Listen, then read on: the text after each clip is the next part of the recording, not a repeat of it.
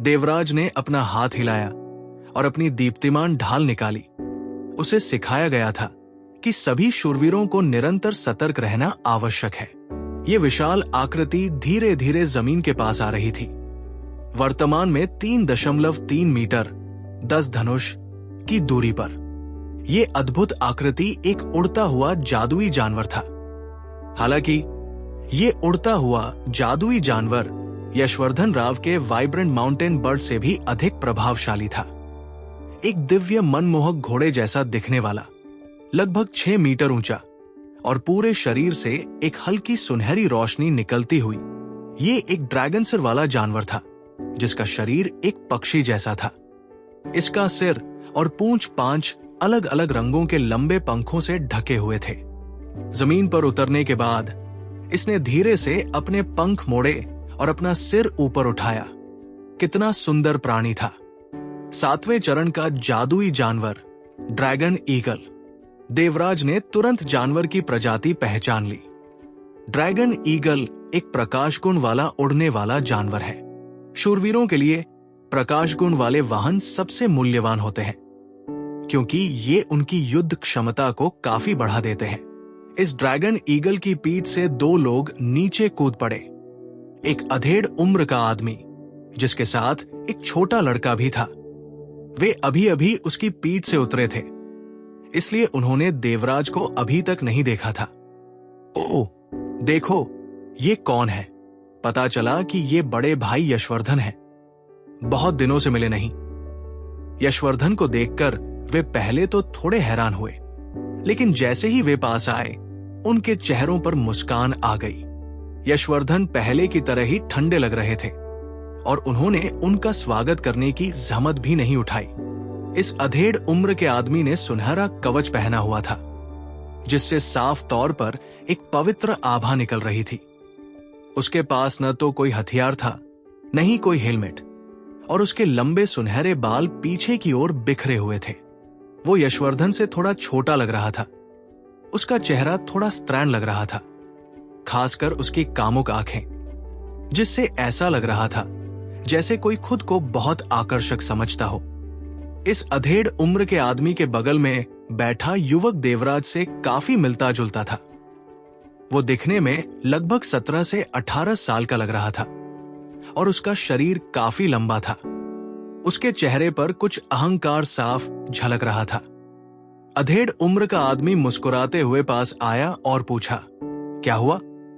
बड़े भाई यशवर्धन मुझे पहचान नहीं रहे? हालांकि पिछली बार मिले हुए सिर्फ 6-7 साल ही हुए हैं, फिर भी हम साथ साथ पले बढ़े हैं।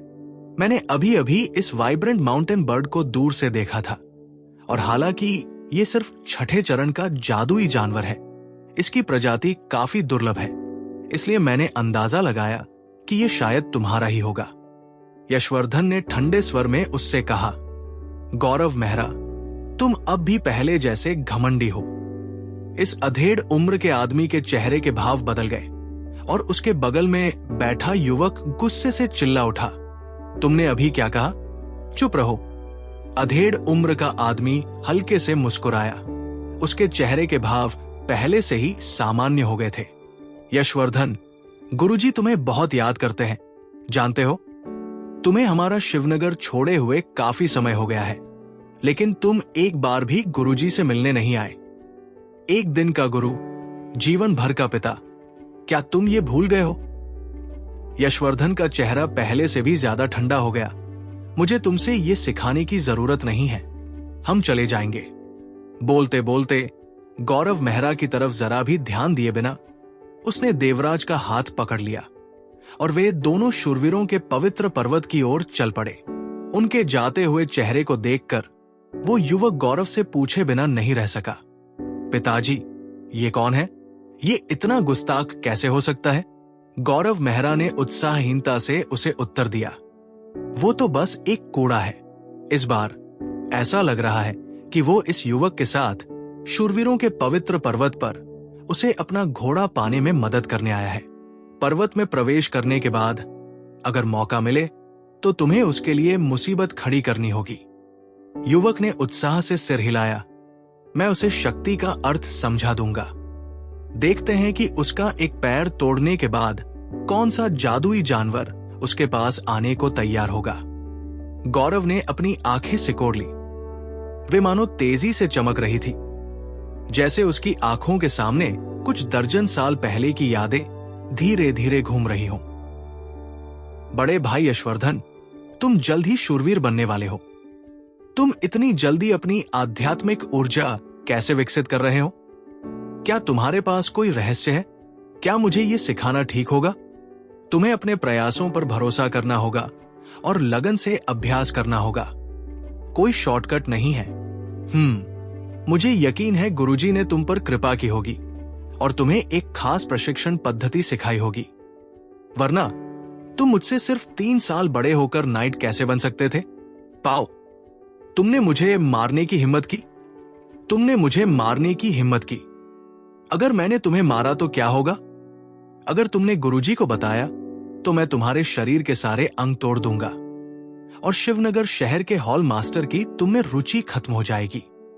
चले जाओ, मैं तुम्हें फिर कभी नहीं देखना चाहता।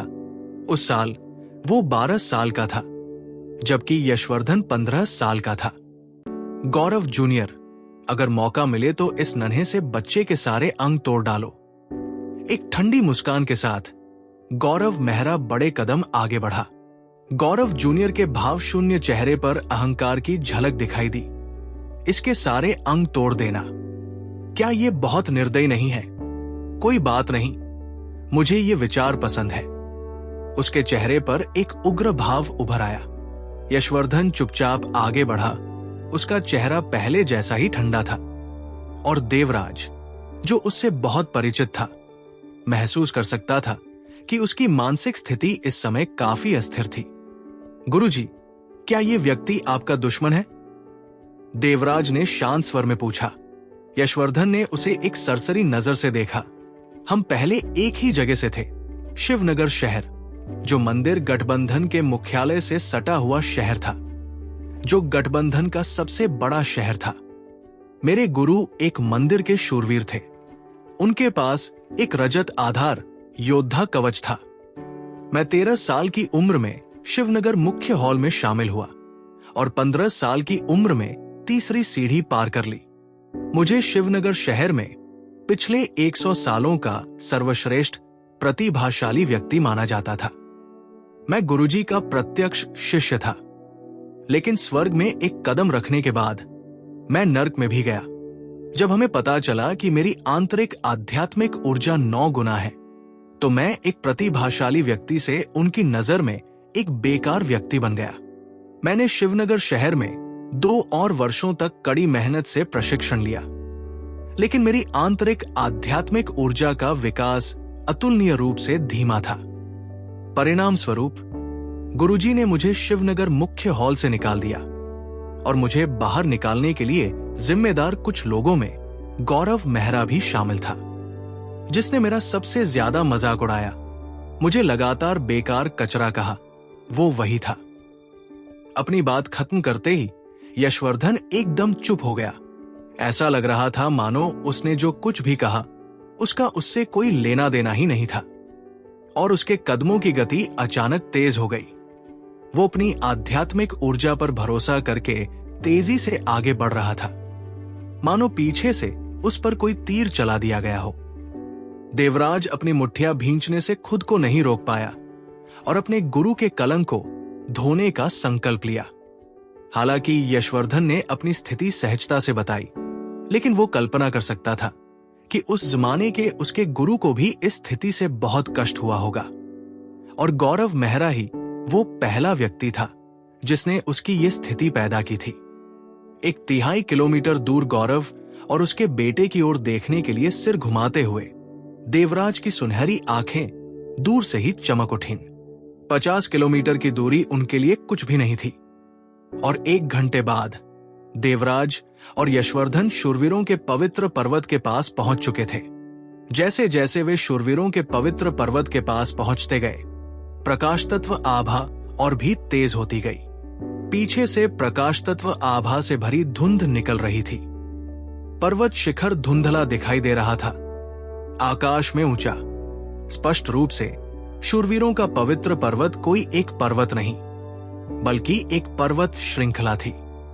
जैसे जैसे वे उसके पास पहुंचे, धुंध छंटती गई, इसलिए दृश्य उतना अस्पष्ट नहीं था जितना कोई सोच सकता है।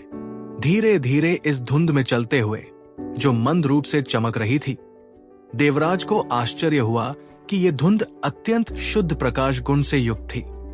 और धुंध में प्रवेश करने के बाद प्रकाश गुण बाहर की तुलना में कम से कम 5 गुना अधिक था, और उसमें कोई अशुद्धता नहीं थी। इसे महसूस करो, यहां प्रकाश तत्व गुण बाहर की तुलना में बहुत अधिक प्रबल है। शूरवीरों का पवित्र पर्वत वास्तव में अपने आप में एक विशाल जादुई सरणी है, जो पूरी पर्वत श्रृंखला में फैली हुई है।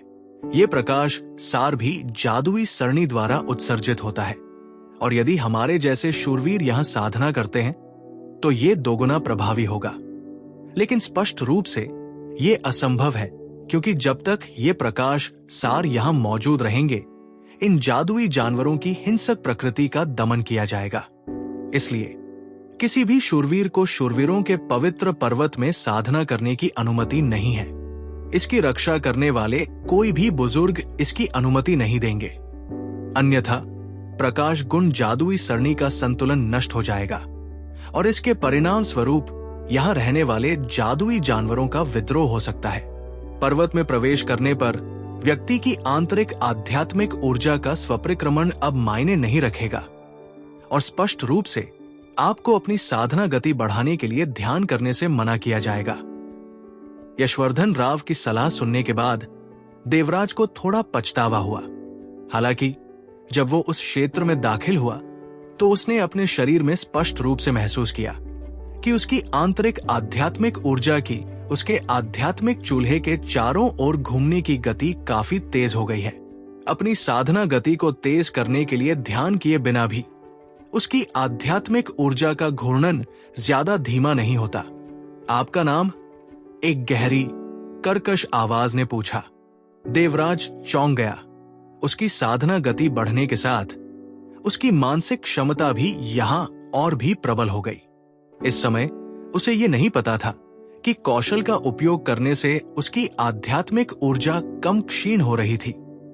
ये न केवल उसके प्रकाशवंशज होने के कारण था, बल्कि उसकी उत्कृष्ट मानसिक क्षमता के कारण भी था। इतना सब होने के बावजूद उसे अभी भी इस व्यक्ति का पता नहीं चला जो उसकी ओर आ रहा था। साधना सिटी हॉल के हॉल मास्टर गौरव मेहरा अपने बेटे गौरव सेन को एक साथी वाहन चुनने के लिए पवित्र पर्वत पर लाए हैं। एक परछाई चमकी। गौरव मेहरा और उसका बेटा, जो शुरू से ही उनके पीछे थे, पास आ गए और देवराज और यशवर्धन के बगल में खड़े हो गए। एक वृद्ध व्यक्ति की आकृति धीरे धीरे उनके सामने आई। उसका शरीर हल्के सुनहरे धुंध के एक हिस्से जैसा था, और उसकी सांसें धुंध में पूरी तरह से डूबी हुई थी। ये वृद्ध कुबड़ा था, और अपने कवच के अंदर उसने साधारण भूरे रंग के कपड़े पहने हुए थे। वो लगभग गंजा था, लेकिन फिर भी उसके बालों की कुछ बिखरी हुई और बिखरी हुई लटें थी। उसकी भौहों की एक हल्की सी झुर्री मच्छरों को पकड़ने वाला हथियार थी, और उसकी आंखों का पीला रंग बेहद पवित्र था। वृद्ध व्यक्ति का रूप रंग ऐसा था जैसे कोई अपने अंतिम दिनों में हो, और ऐसा लग रहा था जैसे हवा का एक झोंका उसके जीवन का अंत कर देगा। सूरजगढ़ शाखा हॉल से यशवर्धन राव। मैं अपने शिष्य देवराज के साथ पवित्र पर्वत पर अपना साथी वाहन चुनने आया हूं। यशवर्धन की आवाज हमेशा की तरह ठंडी लग रही थी। यहां भी उसकी पुरानी आदत बिल्कुल नहीं बदली। वृद्ध व्यक्ति धीरे धीरे उनके पास आया। जब देवराज ने उसका रूप स्पष्ट रूप से देखा तो वो कुछ चौंक के बिना नहीं रह सका। उस बूढ़े का एक ही हाथ था। उसका बायां हाथ कटा हुआ था, और उसकी दाहिनी आंख अंधी थी। उसके चेहरे पर निचले जबड़े से लेकर सिर के ऊपर तक एक बहुत बड़ा निशान था। ऐसा लग रहा था मानो उसका सिर फट गया हो। जब उसने उस बूढ़े का रूप साफ देखा तो देवराज ने यह भी देखा कि उसके गुरु, जो हमेशा ठंडे स्वभाव के थे, की आंखों में इस समय अप्रत्याशित रूप से एक सम्मान भरा भाव था। वो धीरे धीरे उस बुजुर्ग के आगे झुक रहा था और दूसरी तरफ गौरव मेहरा भी ऐसा ही कर रहा था। देवराज ने भी ढिलाई बरतने की हिम्मत नहीं की और जल्दी से अपना सम्मान व्यक्त किया। हालांकि गौरव सेन अपने पिता की तरह झुक रहे थे, फिर भी उनकी आंखों में एक निराशा भरी नजर दिखाई दे रही थी। बचपन से ही वे साधना नगरी के हॉल मास्टर के गौरवशाली पुत्र थे। चाहे वे नाइट मंदिर के लोग हो या साधना नगरी के, सभी उनके साथ विनम्र और विनम्र थे। वो सचमुच अपने अंतिम दिनों में एक विकलांग वृद्ध व्यक्ति के सामने झुकने को तैयार नहीं थे। इस वृद्ध व्यक्ति की नजर उन चारों लोगों के सामने घूम गई और फिर उन्होंने कर्कश स्वर में कहा, अपने प्रमाण पत्र निकालो। हाँ, गौरव मेहरा और यशवर्धन ने एक साथ उत्तर दिया और गौरव ने एक कदम तेजी से उन्हें एक स्क्रॉल थमा दिया। यशवर्धन ने अपनी बारी में एक स्क्रॉल देने से पहले उन्हें एक ठंडी नजर से देखा। बुजुर्ग व्यक्ति ने पहले गौरव मेहरा द्वारा दिए गए स्क्रॉल को देखा और सिर हिलाया। जब उसने अगली बार यशवर्धन द्वारा दिए गए स्क्रॉल पर नजर डाली तो वो देवराज को ऊपर से नीचे तक देखे बिना नहीं रह सका। देवराज को पहले से ही पता था कि इस स्क्रॉल में सूरजगढ़ शाखा हॉल में शामिल होने के बाद के समय की हर बात दर्ज है, जिसमें स्वाभाविक रूप से उसकी उम्र और उसकी साधना के रिकॉर्ड भी शामिल है। इस बुजुर्ग व्यक्ति की नजरों से उसे अपने पूरे शरीर में एक जोरदार दबाव महसूस हुआ, मानो कोई भयानक शक्ति उसके भीतर समा गई हो। बुजुर्ग व्यक्ति ने उसे एक और नजर से देखा और फिर उसकी तरफ इशारा करते हुए कहा, आओ। गौरव मेहरा ने अपने बेटे को एक अर्थपूर्ण नजर से धक्का दिया। गौरव सेन ने सम्मानपूर्ण भाव दिखाते हुए जल्दी से एक कदम आगे बढ़ाया। बुजुर्ग व्यक्ति ने अपना हाथ उठाया और जानबूझकर गौरव सेन के कंधे पर रख दिया। प्रतिक्रिया में गौरव सेन अवचेतन रूप से अपने पूरे शरीर से कांप उठा, संघर्ष कर रहा था। लेकिन जब सूखी और बूढ़ी दिखने वाली हथेली ने उसके कंधे को छुआ तो वो तुरंत अकड़ गया और पूरी तरह से हिलने डुलने में असमर्थ हो गया। उसके माथे से पसीने की एक बूंद बन निकली। वो साफ महसूस कर सकता था कि इस बुजुर्ग की हथेली पहाड़ जैसी भव्य थी और उसे ऐसा लग रहा था जैसे वो बिना लौटने की उम्मीद के गायब हो रहा है। 18 साल का, तुम्हें मेरी मंजूरी है, तुम अंदर आ सकते हो, उसने गौरव मेहरा से कहा।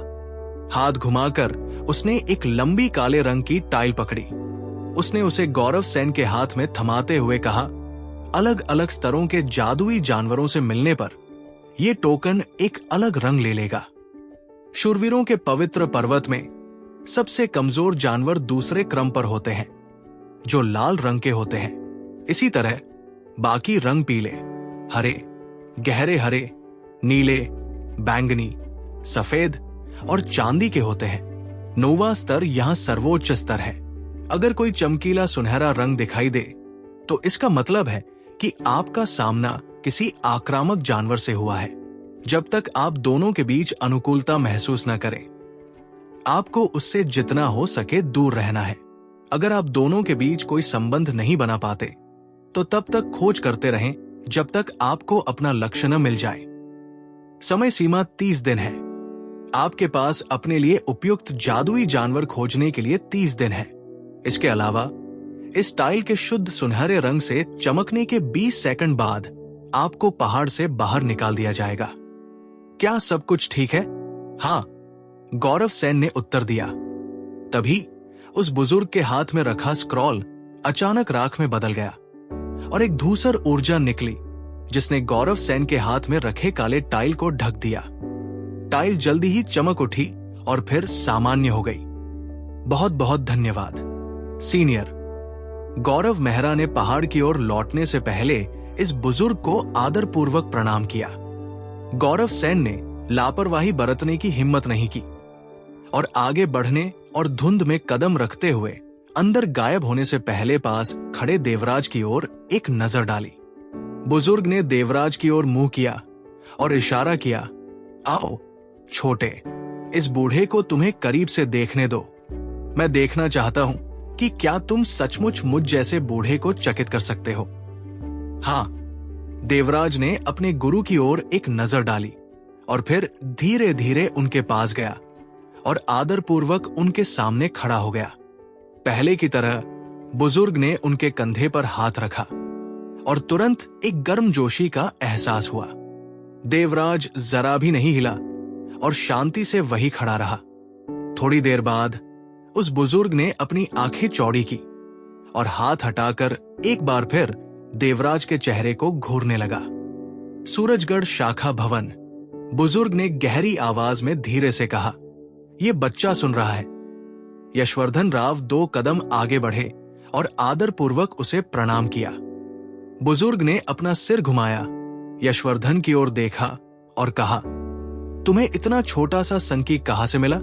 वो वास्तव में अभी 13 साल का नहीं हुआ है, लेकिन वो पहले से ही एक महारथी है। इसके अलावा उसकी आध्यात्मिक ऊर्जा 1000 से भी ज्यादा है। उस छोटे से शौर्य देव से 10 साल पहले, जिसकी जन्मजात प्रतिभा की तुलना भी उससे नहीं की जा सकती। ये सचमुच एक प्रतिभाशाली व्यक्ति है। तुम मेरी स्वीकृति की सूचना मंदिर के कार्यपालक को दे सकते हो और उसे सीधे मंदिर में अपनी साधना जारी रखने की अनुमति दे सकते हो। यशवर्धन का चेहरा थोड़ा सा बदल गया।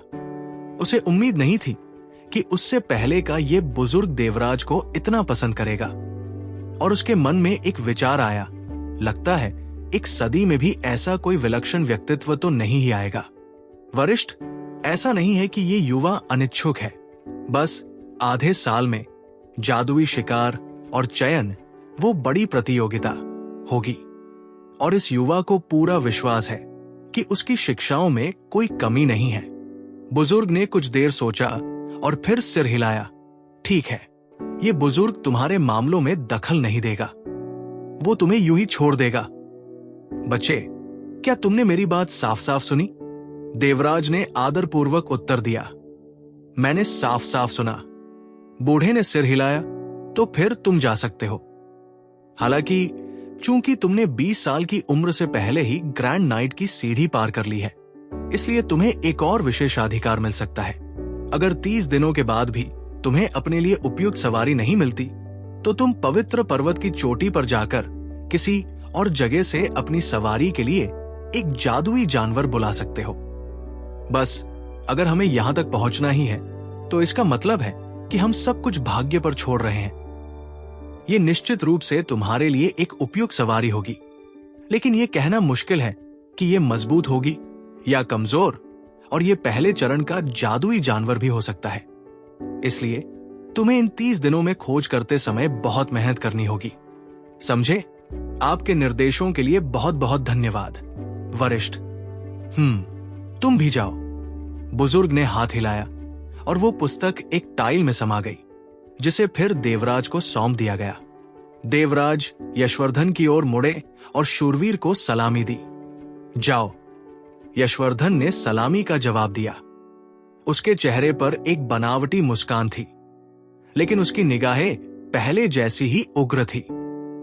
देवराज धुंध में खोकर अंदर ही अंदर विलीन होने से पहले दूसरी तरफ मुड़ गया।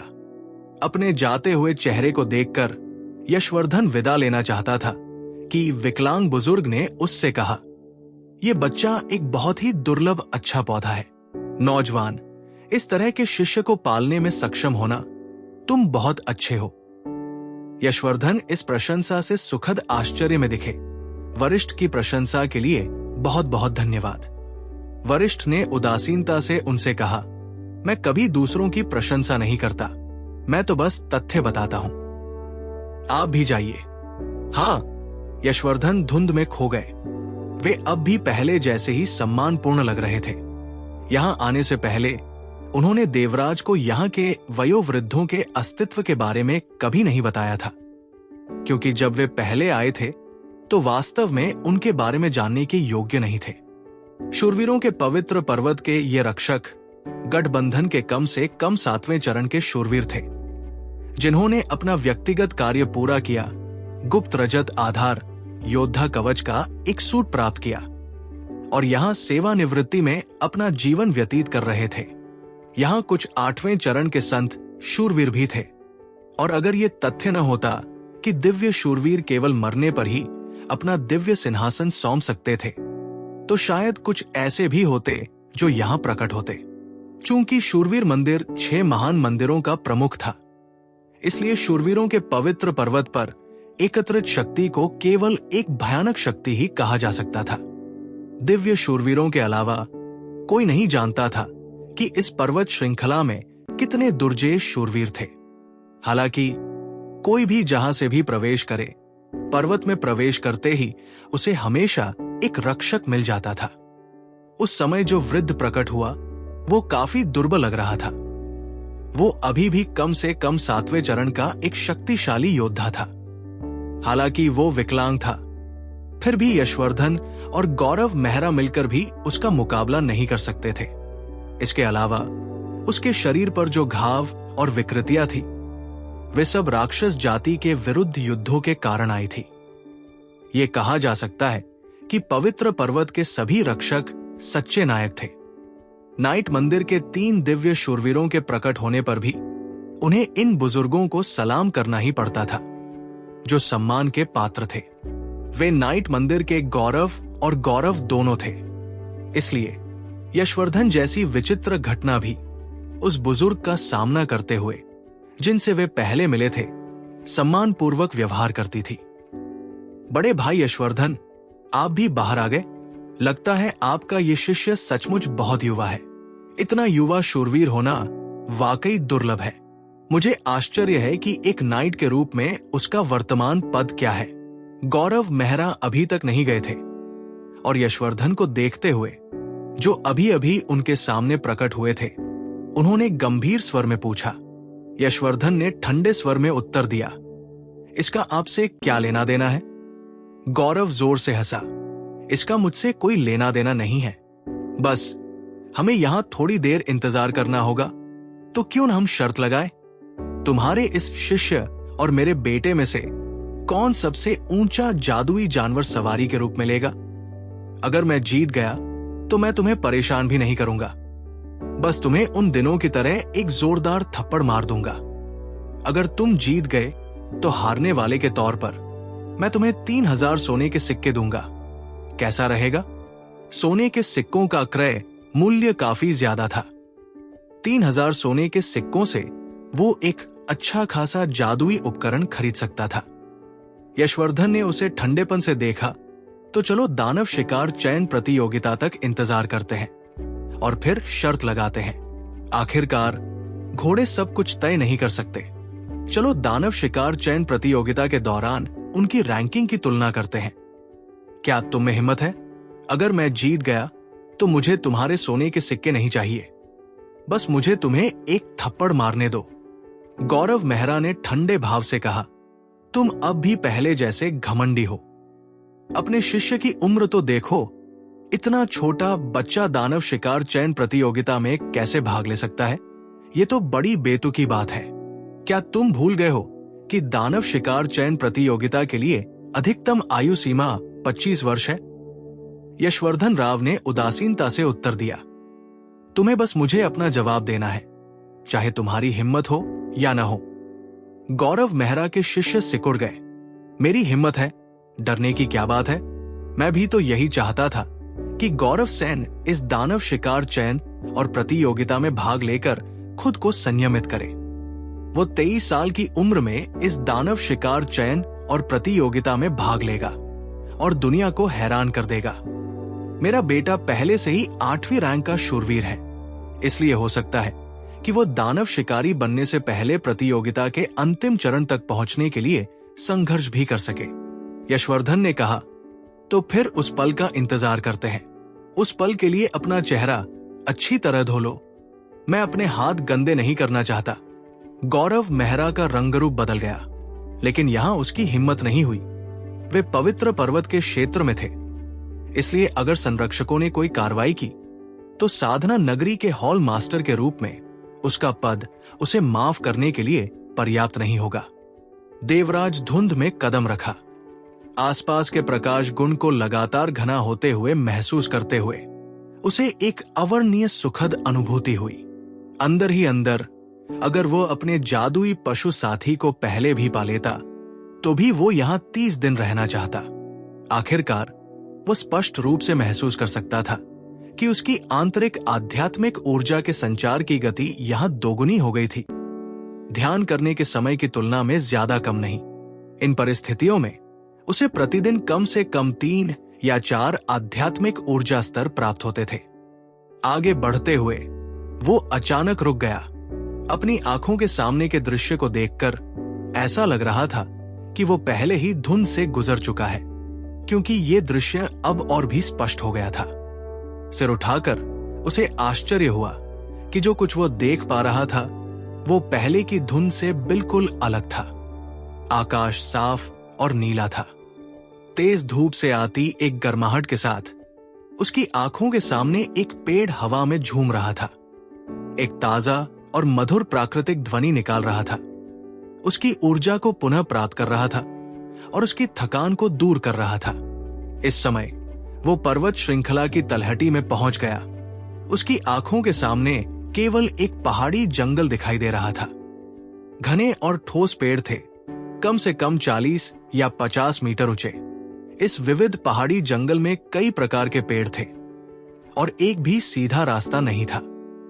बाएं हाथ में दीप्तिमान ढाल लिए, दाएं हाथ से भारी तलवार निकाली और तलवार की मूठ से काले रंग की टाइल को कसकर पकड़े हुए वो किसी भी परिस्थिति का सामना करने के लिए तैयार था। हुश, उसके सामने एक पीले रंग की आकृति प्रकट हुई। ये एक वानर प्रजाति का जादुई जानवर था। वो एक पेड़ के पास छिपा हुआ था, लेकिन देवराज को देखकर मुस्कुराया और फिर मुड़कर भाग गया। क्या चमत्कारी जादुई व्यू है! देवराज ने जोर से आह भरी। बाहरी दुनिया में ज्यादातर जादुई जानवर इंसानों के प्रति शत्रुतापूर्ण होते हैं। 10 में से 8 मामलों में वे किसी इंसान से मिलते ही तुरंत हमला करने की पहल करते हैं। नाइट टेम्पल की जादुई व्यू रचना और उससे निकलने वाली पवित्र आभा के प्रभाव के कारण वे यहां ज्यादा मिलनसार थे। नाइट्स का पवित्र पर्वत सचमुच एक चमत्कारी जगह है। हाथ में रखे टोकन को देखने के लिए सिर नीचे झुकाते ही उसे एक नारंगी रंग की चमक दिखाई दी, जो इस बात का प्रतीक थी कि यह जादुई जानवर 3रे दर्जे का था। बिना देर किए देवराज आगे बढ़ा और पहाड़ी जंगल में प्रवेश कर गया। एक शक्तिशाली रक्षात्मक दिव्य प्रकाश आवरण के छूटने की ध्वनि हुई, जिसने उसे अंदर से घेर लिया। आगे बढ़ते हुए उसने अपने आसपास का ध्यानपूर्वक निरीक्षण किया।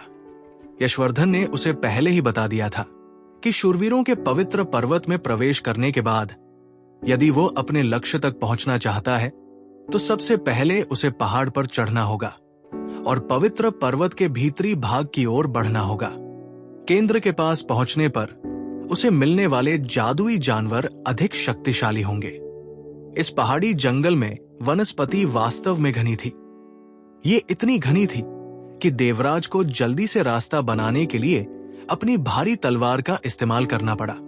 आधे घंटे की मेहनत के बाद वो आखिरकार पहले पहाड़ की चोटी पर चढ़ गया।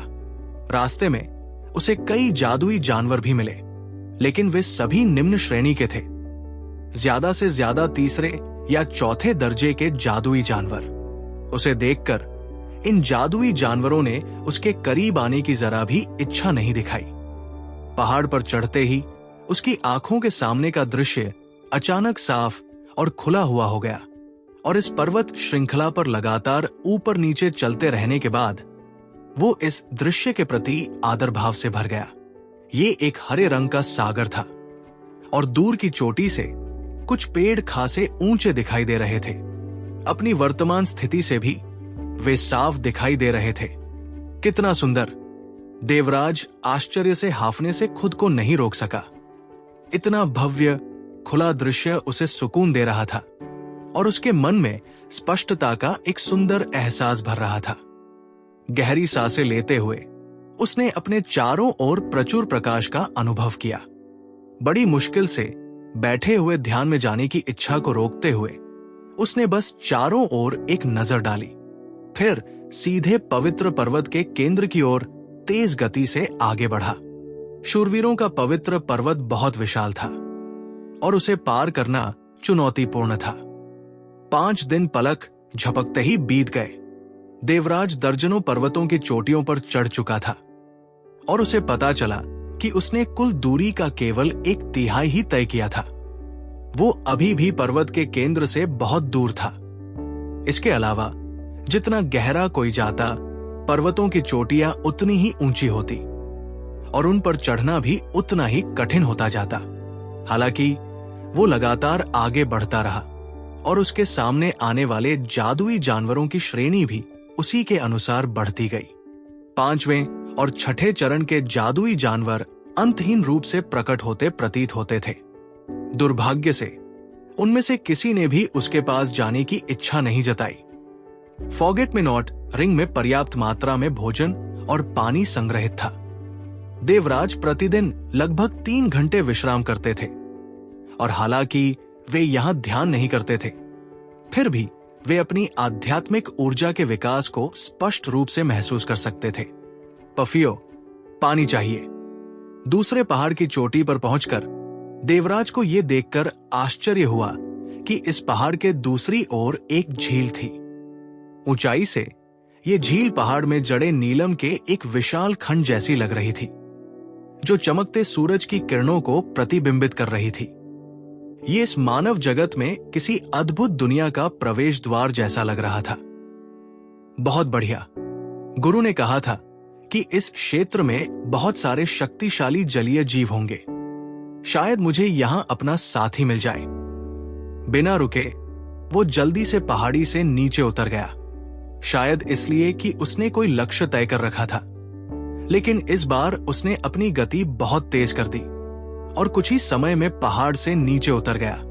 दूर से उसने देखा कि कुछ जादुई जीव झील के किनारे पानी पी रहे थे और उसने अपने कदम रोक दिए। धीरे धीरे आगे बढ़ते हुए सामने से उनके पास पहुंच गया। उसने तुरंत एक अद्भुत दृश्य देखा और देवराज का दिल जोर से धड़क उठा। वो क्या है? झील के किनारे 10 से ज्यादा यूनिकॉर्न मंडरा रहे थे। ये यूनिकॉर्न साफ तौर पर एक समुदाय थे। उन सभी का शरीर बर्फ जैसा सफेद था। उनके माथे पर सुनहरे रंग का अयाल था और उनके गर्वीले चेहरों के आगे एक सर्पिलाकार आकृति बनी हुई थी। हर एक के पास विशाल पंखों का एक जोड़ा था, शुद्ध सफेद रंग के पंख जिनके किनारों पर सुनहरे रंग के पंख थे।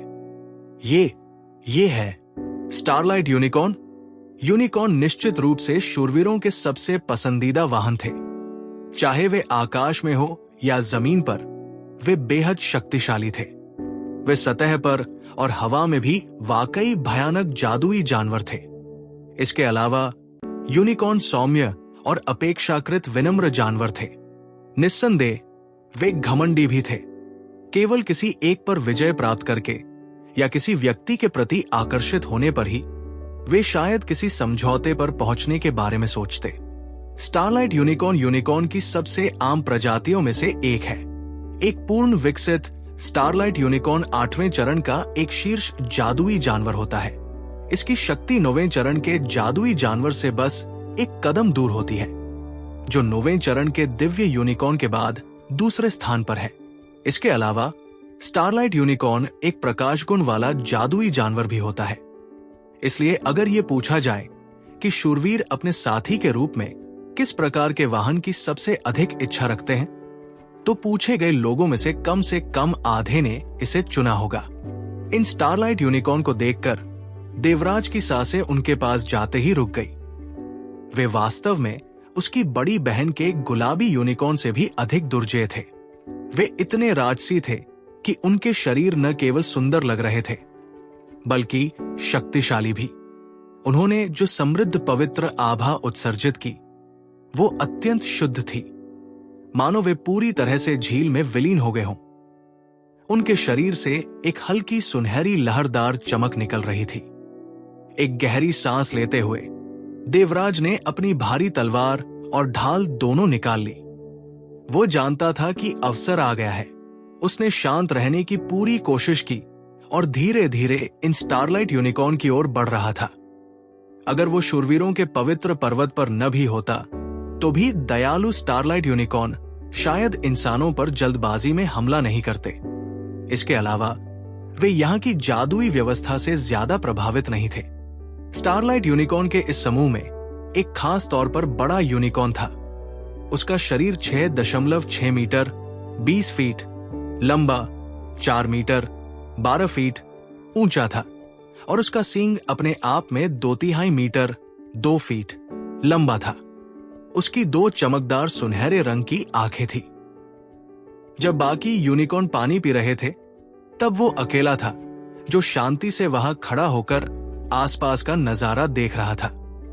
निसंदेह ये यूनिकॉर्न उनका राजा था। देवराज को धीरे धीरे अपनी ओर आते देख ये स्टारलाइट यूनिकॉर्न थोड़ा हैरान हुआ। उसका दाहिना पैर हल्के से जमीन पर लगा। देवराज जल्दी से उसके सामने खड़ा हो गया और सच्चे मन से निवेदन किया, आदरणीय स्टारलाइट यूनिकॉर्न, मैं नाइट मंदिर का एक शूरवीर हूं। मैं यहां एक साथी की तलाश में आया हूं। क्या हम दोनों के लिए अदला-बदली संभव है? उच्च स्तरीय जादुई जानवर आमतौर पर बेहद बुद्धिमान प्राणी होते थे, इंसानों से जरा भी कमतर नहीं, और इसलिए उनकी मान्यता प्राप्त करना कठिन था। संवाद स्थापित करना पहला कदम था। इस स्टारलाइट यूनिकॉर्न राजा ने अपनी सुनहरी आंखों से देवराज की आकृति को घूरा और देवराज की सुनहरी आंखों को, जो उसकी आंखों से भी ज्यादा चमकदार थी, देखकर आश्चर्यचकित हुए बिना नहीं रह सका। उसके सिर के ऊपर वाले सींग से एक तीव्र प्रकाश निकला, जिससे सुनहरे रंग का पाउडर छिड़का और देवराज के शरीर को ढकने लगा। साथ ही देवराज के शरीर से, खासकर उसकी छाती से, जो सुनहरी रोशनी में चमक रही थी, एक हल्का सुनहरा रंग निकला। देवराज से इतनी प्रचुर पवित्र आभा निकली जिसने एक गर्मजोशी और आत्मीयता का एहसास कराया। उसने तुरंत अपने हृदय की गहराइयों से खुद को गौरवान्वित महसूस किया। ये यूनिकॉर्न राजा उससे संवाद करने को तैयार था। ये इस बात का प्रमाण था कि उसे उसकी स्वीकृति पाने का अवसर मिला था। इसके अलावा इससे उसे एक सौहार्दपूर्ण अनुभूति भी हुई। नमस्ते मानव। देवराज के मन में एक कोमल मर्दाना ध्वनि गूंजी। हालांकि शौर्य देव ने देवराज को पहले ही बता दिया था कि सभी उच्च श्रेणी के जादुई जानवरों में मनुष्यों से संवाद करने की क्षमता होती है, लेकिन इस तरह की जादुई टेलीपैथी का सामना उसे पहली बार हुआ था। इसलिए वो काफी घबरा गया। उसने जल्दी से अपने मन में उत्तर दिया, नमस्ते स्टारलाइट यूनिकॉर्न। स्टारलाइट यूनिकॉर्न ने तब कहा, आपके शरीर से निकलने वाली पवित्र आभा अत्यंत पवित्र है। ये स्पष्ट रूप से मेरे स्तर से कहीं ऊपर है। ये मुझे बहुत सुकून देती है। देवराज का दिल तेजी से धड़का। तो क्या मैं आपका साथी बन सकता हूं? निर्णायक क्षण आ गया। अगर ये स्टारलाइट यूनिकॉर्न अपनी सहमति दे देता तो देवराज को अपनी सवारी के रूप में एक 8वीं सीढ़ी का एक दुर्जेय जादुई जानवर मिल जाता, बिल्कुल एक युवा यूनिकॉर्न। अगर उसके पास इतना दुर्जेय वाहन होता तो पृथ्वी के शूरवीर भी उसका मुकाबला नहीं कर पाते। देवराज का प्रश्न सुनकर स्टारलाइट यूनिकॉर्न चुप हो गया। इससे निकली सुनहरी चमक और भी तेज हो गई और उसके प्रभाव से देवराज की आंखें और भी ज्यादा चमक उठी, क्रिस्टल की तरह साफ और इस यूनिकॉर्न की आकृति को प्रतिबिंबित करती हुई। मैं सचमुच आपकी बात मानना चाहता हूं। स्टारलाइट यूनिकॉर्न ने अचानक सम्मानपूर्ण स्वर में बोलना शुरू किया, लेकिन मैं आपको धोखा नहीं देना चाहता। देवराज स्तब्ध रह गया। क्या? तुम्हारा क्या मतलब है?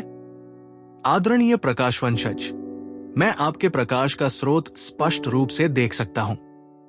मैं सचमुच आपका वाहन, आपका साथी बनना चाहता हूं।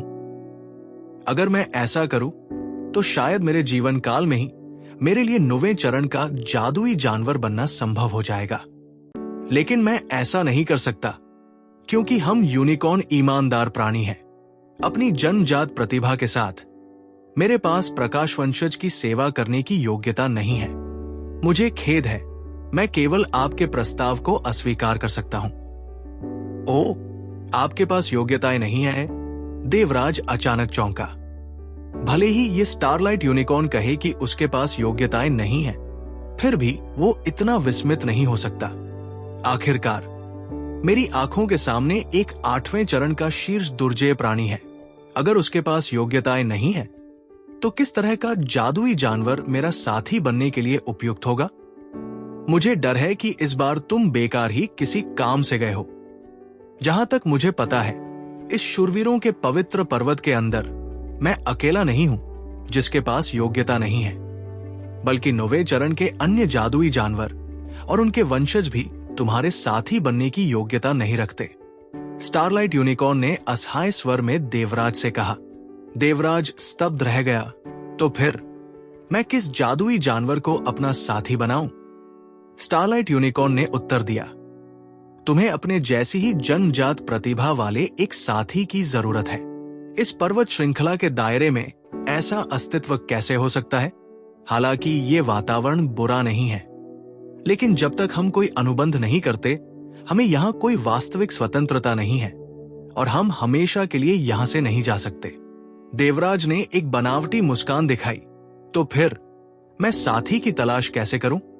स्टारलाइट यूनिकॉर्न ने उत्तर दिया, तुम्हारे पास अभी भी कुछ मौका हो सकता है। इस पवित्र पर्वत की विशाल श्रृंखला के अंदर एक जादुई कोर श्रृंखला है। समय समय पर नए जादुई जानवरों को इसके माध्यम से स्थानांतरित किया जाएगा। यदि वे मनुष्य तुम्हें किसी नए स्थानांतरण से सीधे एक जानवर चुनने की अनुमति देते हैं, तो तुम्हें एक उपयुक्त साथी मिल सकता है। हालांकि यह भी संभव है कि तुम्हें जो मिलेगा वह एक निम्न स्तरीय साथी होगा। धन्यवाद, देवराज ने कुछ निराश होकर कहा। अपनी प्रकाश आभा वापस लेते हुए स्टारलाइट यूनिकॉर्न ने अपने कबीले के सदस्यों की ओर नजर घुमाने से पहले एक बार फिर देवराज की ओर सिर हिलाया। कचरे का शिष्य भी कचरा है। इतना भ्रमित होना कि एक स्टारलाइट यूनिकॉर्न को सवारी के रूप में लेने की कोशिश करना, यह बहुत हास्यास्पद है। तिरस्कार से भरी एक आवाज सुनाई दी। जंगल के बीच से एक आकृति निकली। देवराज ने ध्यान से देखा। उसका भाव तुरंत क्रोध से भर गया। जंगल से जो निकला वो एक 5 चीनी फीट, लगभग 1.65 मीटर ऊंचे जादुई जानवर पर 6.6 चीनी फीट, लगभग 2.18 मीटर लंबी आकृति थी। इस जादुई जानवर का शरीर लाल रंग का था और पूरी तरह से मोटे शल्कों से ढका हुआ था, जिससे ये बहुत मजबूत लग रहा था। इसकी पीठ पर एक आदमी बैठा था। लेकिन क्या ये वही व्यक्ति नहीं था जो देवराज से एक कदम पहले शूरवीरों के पवित्र पर्वत में प्रवेश कर गया था? गौरव सेन, एक लाल कवच वाला केंचुआ, एक 7वें चरण का जादुई जानवर जो निम्न श्रेणी के ड्रैगन प्रजाति का था। हालांकि उसकी आंखों के सामने लाल कवच वाला केंचुआ स्पष्ट रूप से कम उम्र का था। ये उड़ नहीं सकता था, लेकिन जमीन पर लड़ने की क्षमता के मामले में यह बेहद शक्तिशाली था। ये अग्नि गुण वाला जानवर था। कुछ ही दिनों में इस गौरव सेन को आश्चर्यजनक रूप से एक निजी सवारी मिल गई। क्षमता के मामले में ये लाल कवच वाला केंचुआ अपने पिता के ड्रैगन ईगल के समान ही था। मैं तुम्हें अपने गुरु का अपमान नहीं करने दूंगा, देवराज जोर से चिल्लाया। गौरव सेन ने घृणा से भरकर जवाब दिया, नहीं मान रहे? बहुत अच्छा, तो आओ और मुझसे द्वंद्व युद्ध करो। चिंता मत करो, मैं तुम्हें नहीं मारूंगा। ज्यादा से ज्यादा मैं तुम्हारे सारे अंग तोड़ दूंगा और कुछ नहीं।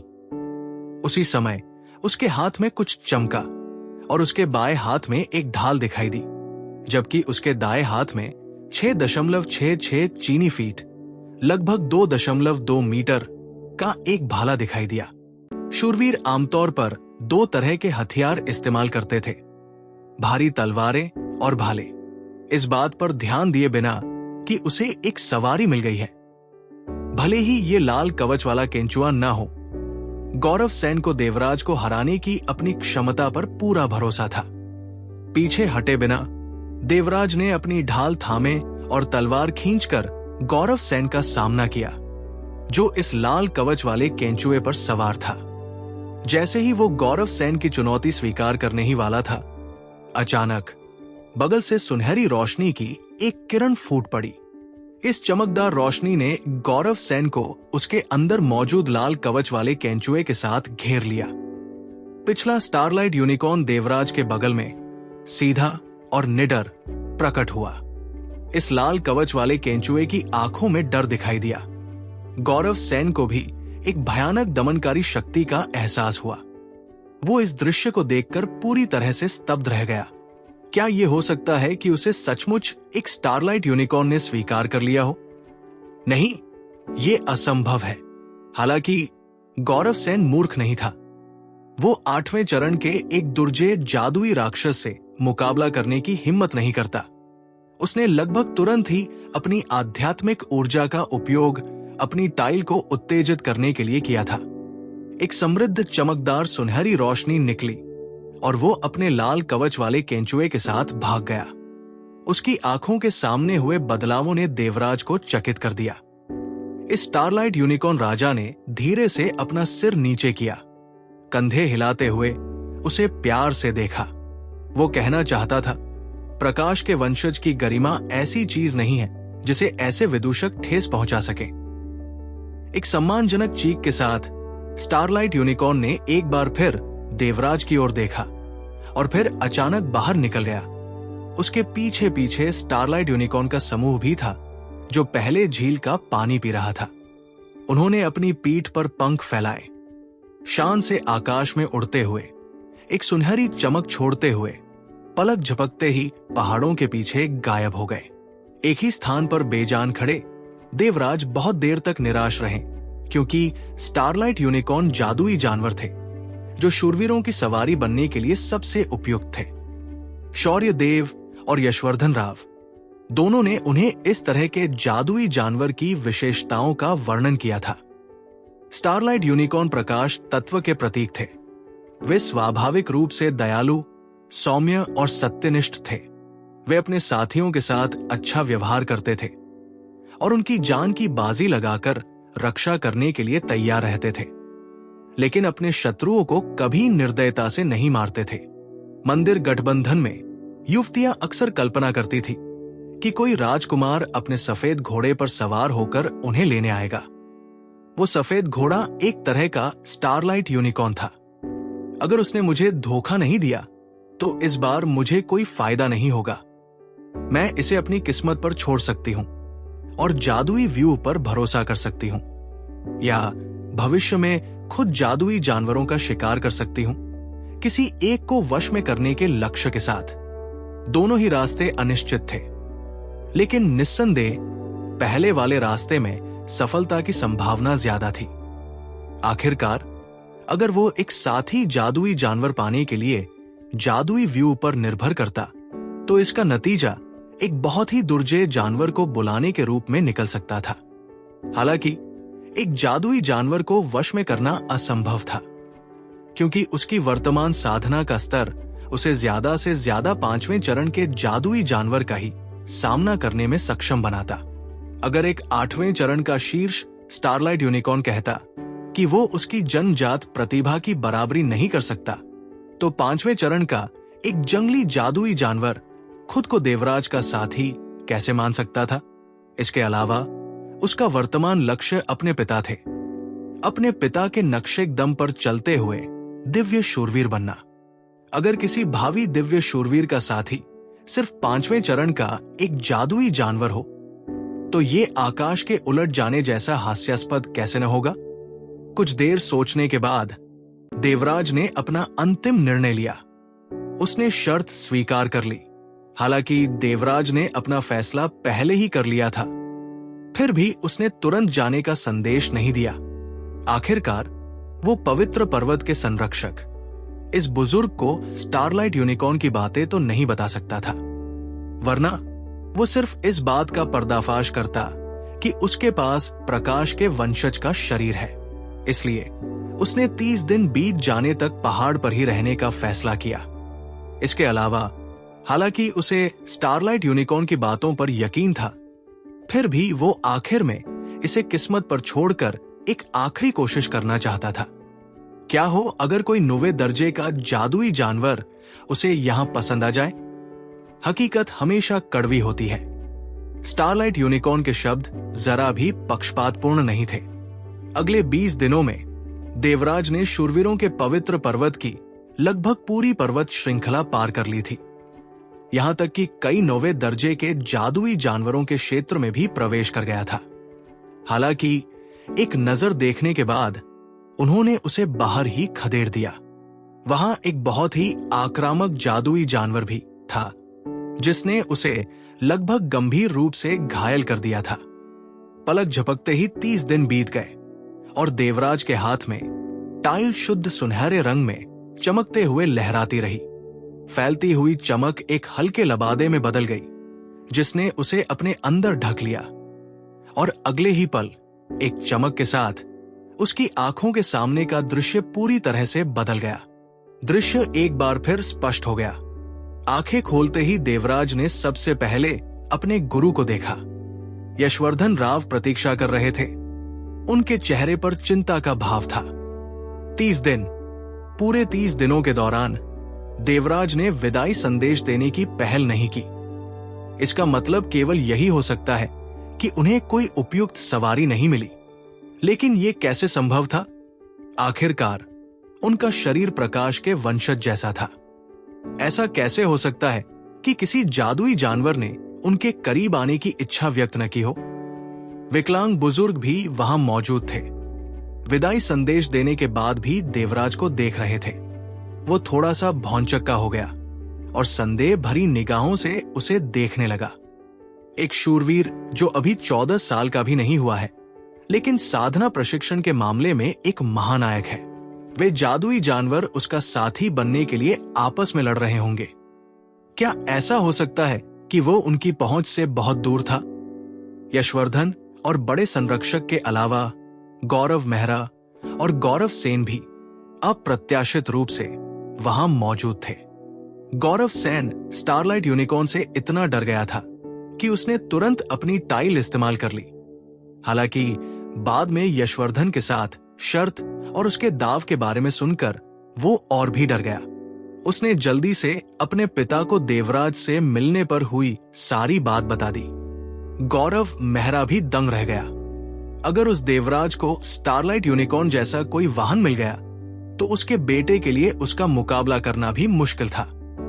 इसलिए पिता पुत्र ने पवित्र पर्वत के बाहर ही रहकर देवराज के लौटने का इंतजार करते हुए साधना करने का फैसला किया, ये देखने के लिए कि उसे किस तरह का वाहन मिलेगा। इंतजार कुल 20 दिन चला।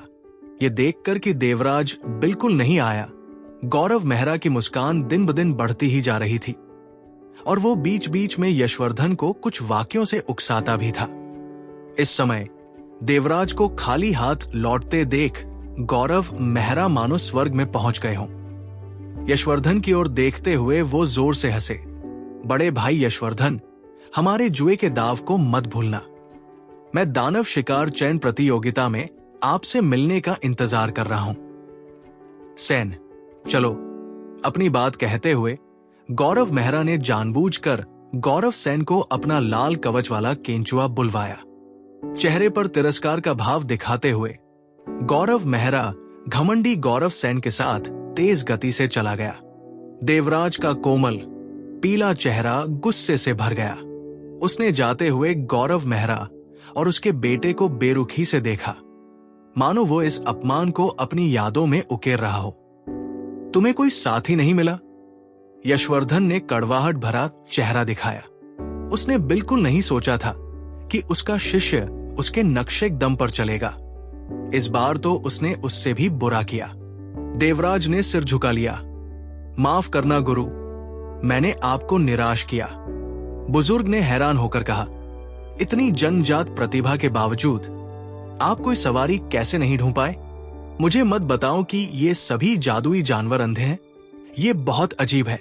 देवराज ने बनावटी मुस्कान दिखाते हुए कहा, मुझे भी नहीं पता कि ऐसा क्यों हुआ। मैंने पूरा पवित्र पर्वत पार किया, तरह तरह के जादुई जानवरों से मिला, लेकिन उनमें से कोई भी मुझे उसके पास जाने नहीं दे रहा था। बुजुर्ग ने आह भरी, तुम्हें इसकी इतनी परवाह करने की जरूरत नहीं है। बहुत से योद्धा जिनके पास कोई दुर्जेय सवारी नहीं थी, फिर भी शक्तिशाली बन गए। हमारे जैसे शूरवीरों के लिए सवारी बहुत जरूरी है, लेकिन यही सब कुछ नहीं है। तुम्हारा आखिरी विकल्प क्या है? क्या तुम भविष्य में खुद किसी जादुई जानवर को वश में करना चाहते हो, या यही अपनी किस्मत आजमाना चाहते हो? बस तुम्हें यह जानना होगा कि अगर तुम किसी सवारी को बुलाने के लिए जादुई व्यू का इस्तेमाल करते हो, तो तुम्हें उसके साथ एक अनुबंध करना होगा। इसलिए जिस जादुई जानवर को बुलाया जाएगा, वो सिर्फ तुम्हारे साथ ही अनुबंध पूरा कर पाएगा। हम शूरवीर नियमित सवारों की जगह ले सकते हैं, लेकिन जब बराबरी के अनुबंध के साथ बुलावा पूरा होता है, तो अनुबंध तभी रद्द होता है जब साथी सवारी मर जाती है। तुम्हारे गुरु और मैं अपने हाथों को गंदा करके तुम्हारे लिए इस छोटी सी बात का ध्यान रख सकते हैं, लेकिन अगर हम ऐसा करते हैं तो ये निश्चित रूप से तुम्हारे दिल में एक दर्दनाक अनुभव छोड़ जाएगा, जो तुम्हारी भविष्य की साधना के लिए हानिकारक होगा। देवराज ने बिना किसी हिचकिचाहट के जवाब दिया, बड़े भाई, मैं अपनी किस्मत आजमाने को तैयार हूं। बड़े भाई ने सिर हिलाया, तो ठीक है, लेकिन अपनी उम्मीदें ज्यादा मत बढ़ाओ। जितनी ज्यादा उम्मीदें होंगी, उतनी ही ज्यादा निराशा होगी। इस समय ऐसा लग रहा था जैसे वो अपने निजी अनुभवों के बारे में बात कर रहे हों, क्योंकि विकलांग बड़े भाई ने निराश और हताश चेहरा दिखाया। बड़े भाई के हाथों में एक सुनहरी टाइल दिखाई दी और उसने छोटे छोटे इशारों से एक सुनहरे रंग की रोशनी पैदा की, जिसने उन तीनों को अंदर से घेर लिया। ऊपर 6 विचित्र प्रतीक दिखाई दिए, जो अपने आसपास के स्थान को घुमा रहे थे। देवराज को स्पष्ट रूप से समझ आ गया था कि वो व्यक्ति जादुई व्यू की शक्ति का उपयोग कर रहा था। शूरवीरों के पवित्र पर्वत की आंतरिक शक्ति को नियंत्रित करने के लिए एक अनोखी विधि का उपयोग कर रहा था। जाहिर है, यहां कुछ रहस्यमयी घटनाएं घटित होने का कारण इस जादुई व्यू से अभिन्न रूप से जुड़ा था। सुनहरी रोशनी चमक रही थी, जिससे देवराज ने अपनी आंखें बंद कर ली। उसे आश्चर्य हुआ कि इस टेलीपोर्टेशन के दौरान उसकी छाती में होने वाली स्वघूर्णन गति और भी तेज हो गई थी, जो सामान्य गति से कम 10 गुना तेज थी। यह प्रक्रिया लगभग 10 सेकंड तक ही चली, जिसके बाद स्वघूर्णन गति तुरंत धीमी हो गई और अपनी मूल गति पर आ गई। फिर देवराज ने अपनी आंखें खोली और पाया कि उसके आसपास का दृश्य पूरी तरह से बदल गया था। उसे आश्चर्य हुआ कि वे एक गुफा के अंदर थे और उसकी दीवारों में कीमती पत्थरों के खंड जड़े हुए थे। एक नीरस सुनहरी रोशनी पूरी गुफा को रोशन कर रही थी। गुफा के अंदर प्रकाश का गुण प्रबल नहीं था। इसकी तुलना शूरवीरों के पवित्र पर्वत से बिल्कुल नहीं की जा सकती थी। यह बाहर से बस थोड़ा ज्यादा मजबूत था। यह गुफा बहुत बड़ी थी। सिर उठाकर देखने पर पता चलता था कि इसकी छत 66.6 मीटर 200 फीट ऊंची थी। जहां तक नजर जाती थी, गुफा का आकार अनियमित गोलाकार था और इसका व्यास कम से कम 333 मीटर 1000 फीट था, बिल्कुल किसी विशाल सार्वजनिक चौक जैसा। हालांकि यह जगह बिल्कुल खाली थी। उनके अलावा अंदर कोई और नहीं था। देवराज ने जमीन पर देखा और उसे हैरानी हुई कि जमीन पर एक तरह के समलंबाकार पैटर्न थे, जो एक दूसरे से कसकर जुड़े हुए थे और एक विशाल वलय बना रहे थे, जिसका आकार किसी ऐसे प्रतीक का था जिसे वो पहचान नहीं पाया। ये पैटर्न गहरे रंग के थे। देखने की जरूरत नहीं है और नहीं ये कहने की जरूरत है कि आप इसे पहचान नहीं पा रहे हैं। हम जैसे बुजुर्ग भी इन पैटर्न को नहीं पहचान पाते। ये प्राचीन काल की एक आध्यात्मिक भाषा है, एक प्राचीन जाति द्वारा प्रयुक्त भाषा जो पहले ही विलुप्त हो चुकी है। नाइट मंदिर के हमारे पूर्वजों ने भी इसे खोजकर सोचा होगा कि ये कैसा रहस्य है, लेकिन नाइट्स के पवित्र पर्वत में इस विशाल जादुई व्यू के चारों ओर प्राचीन काल से ही कई क्षेत्र मौजूद थे, जो रहस्यमय आध्यात्मिक मंत्रों से अपनी शक्ति प्राप्त करते थे। ये पहला परिवहन व्यू है। इसके माध्यम से एक समानांतर स्थान से कुछ क्षण के लिए संपर्क स्थापित किया जा सकता है। इसे एक बार सक्रिय करने में बहुत अधिक ऊर्जा लगती है, इसलिए ये केवल 15 मिनट तक ही चलेगा। अगर 15 मिनट के भीतर आप किसी ऐसे साथी को नहीं ढूंढ पाते और उसके साथ अनुबंध पूरा नहीं कर पाते जो आपके करीब आने को तैयार हो, तो मुझे डर है कि आपको इस यात्रा से सचमुच खाली हाथ लौटना पड़ेगा। उस बुजुर्ग की आवाज से ऐसा लग रहा था जैसे उसे देवराज जैसे प्रतिभाशाली व्यक्ति पर बहुत दया रही हो। वो अपने जीवन में पहले कभी ऐसे प्रतिभाशाली व्यक्ति से नहीं मिला था। अगर इतना प्रतिभाशाली बालक एक दुर्जेय सवारी न पा सके तो ये सचमुच बहुत दुख की बात होगी। धन्यवाद बड़े साहब। देवराज ने बड़े साहब को आदरपूर्वक प्रणाम किया। बड़े साहब ने सिर हिलाया। परिवहन व्यू में आकर बैठ जाओ। जब मैं इसे सक्रिय करूंगा तो तुम्हें कुछ हद तक इसका एहसास हो जाएगा। हाँ, देवराज बड़े साहब के निर्देशानुसार व्यू के केंद्र की ओर बड़े बड़े कदम बढ़ाते हुए चला गया। यह 10 मीटर 30 फीट व्यास वाले एक वृत्त के आकार का था और इसके केंद्र में एक बड़ा प्रतीक था।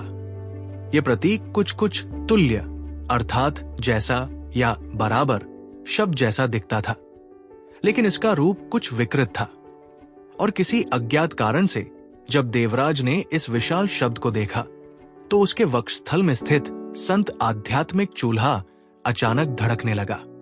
पालथी मारकर बैठे देवराज ने अपने सभी विचलित करने वाले विचारों से छुटकारा पा लिया। ये उसका आखिरी मौका था। यशवर्धन राव भी देवराज की तरह ही घबराए हुए थे। उन्होंने अपनी मुट्ठियां इतनी कसकर भींच ली कि उनकी नसें दिखाई देने लगी। उनके नाखून लगभग उनकी हथेलियों में गड़ गए। बुजुर्ग ने धीरे से अपना हाथ उठाया जिसके अंदर सुनहरे रंग की टाइल थी। यशवर्धन ने साफ देखा कि इसी क्षण उनका दाहिना हाथ सुनहरे रंग के भेदक प्रकाश में बदल गया। उनकी हथेली मानो किसी रत्न की तरह हो गई। ये तेजस्वी शरीर था 7वें चरण के शूरवीरों का प्रतीक, जो अपने शरीर के एक हिस्से को प्रकाश में बदल रहा था। मंदिर के शूरवीर, जिनकी साधना का स्तर बहुत ऊंचा था, अपने पूरे शरीर को भी प्रकाश में बदल सकते थे। इस रूप में उनके द्वारा उपयोग की जाने वाली पवित्र आध्यात्मिक ऊर्जा दोगुनी हो जाती थी। हालांकि ये थोड़े समय के लिए ही बनी रहती थी, लेकिन ये किसी भी प्रकार के आक्रमण के विरुद्ध शरीर की सुरक्षा को दोगुना कर देती थी। ये कैसी धारणा थी?